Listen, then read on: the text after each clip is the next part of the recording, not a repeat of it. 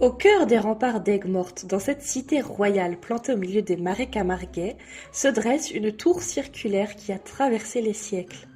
Mais derrière ces pierres épaisses se cache une histoire d'une rare intensité, celle de femmes protestantes qui ont préféré des décennies de captivité plutôt que de renier leur foi. La tour de Constance raconte une autre histoire de France, celle de la résistance spirituelle au féminin.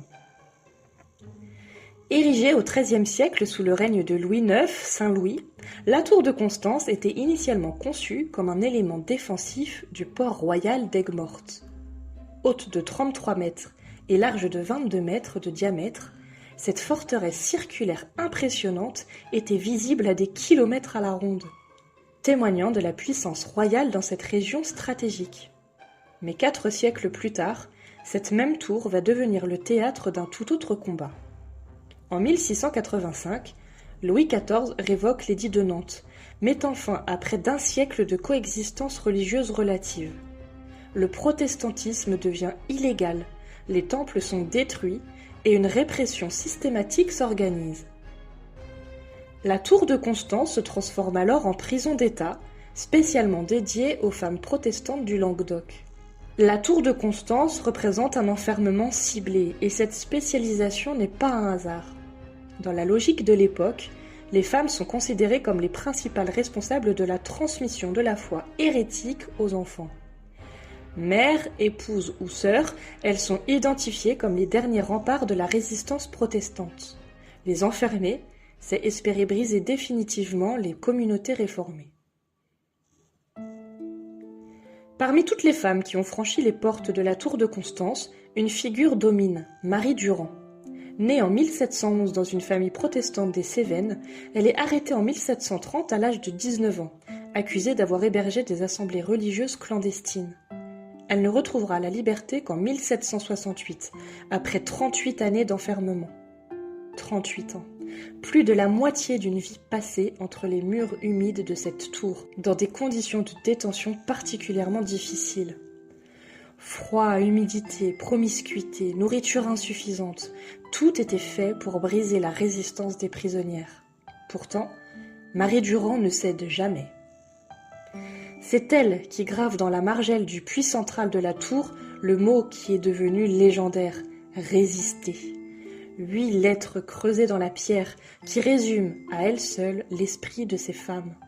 Un testament de résistance qui traverse les siècles. Les lettres que Marie Durand parvient à faire sortir clandestinement de sa prison témoignent d'une spiritualité ardente et d'une dignité inébranlable. Elle écrit à sa communauté « Nous sommes dans une prison de corps, mais nos âmes sont libres ». Ces mots résonnent encore aujourd'hui avec une force particulière. Marie Durand n'était pas seule. Avec elle, parfois jusqu'à une quinzaine de femmes partageaient cet espace confiné. Elles organisaient des lectures bibliques, des prières communes, s'épaulaient mutuellement dans les moments de faiblesse.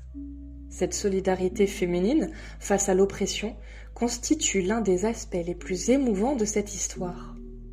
Certaines moururent en captivité, d'autres furent libérées après quelques années, mais toutes refusèrent d'abjurer leur foi. Ce refus collectif de la soumission religieuse représente un chapitre méconnu mais essentiel de l'histoire de la liberté de conscience en France. Paradoxalement, cette histoire de résistance a longtemps été occultée par l'histoire officielle française. La République naissante, puis consolidée, préférait mettre l'accent sur d'autres récits fondateurs. Les persécutions religieuses, les prisons de conscience, les résistances spirituelles cadrent mal avec le narratif d'une France des Lumières et de la tolérance. Il faudra attendre le XIXe siècle pour que les communautés protestantes françaises, revenues de l'exil ou sorties de la clandestinité, commencent à revendiquer cette mémoire.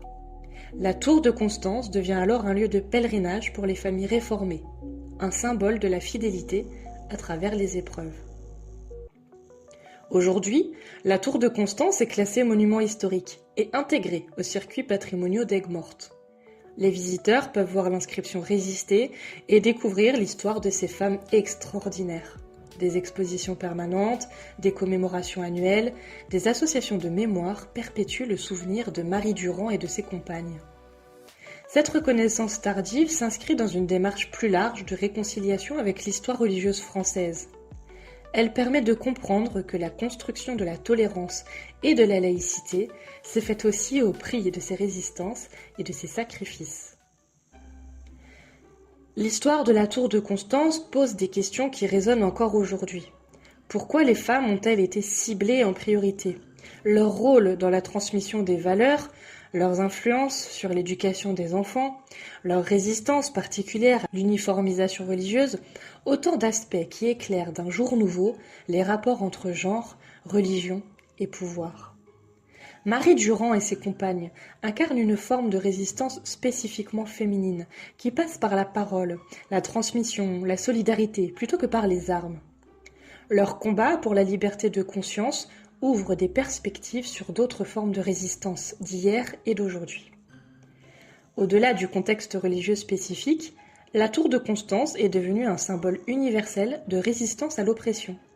Ce n'est pas un hasard si le mot résister gravé par Marie Durand a inspiré de nombreux mouvements de libération, bien au-delà du cadre protestant. Dans notre époque marquée par les questions de liberté religieuse, de droits des minorités, de résistance au totalitarisme, l'histoire de ces femmes garde une actualité troublante.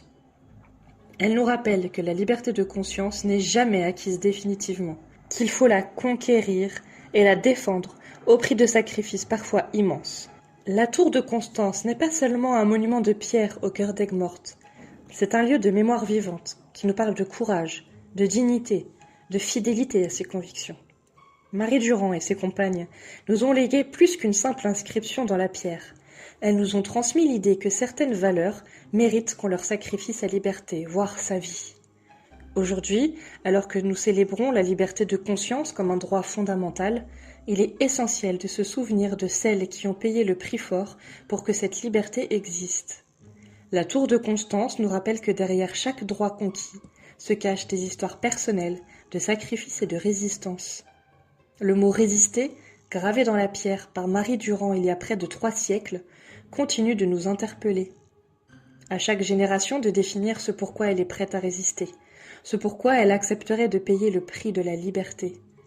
C'est peut-être cela l'héritage le plus précieux de la tour de Constance, nous rappeler que la résistance est parfois le plus beau témoignage d'humanité que l'on puisse offrir aux générations futures.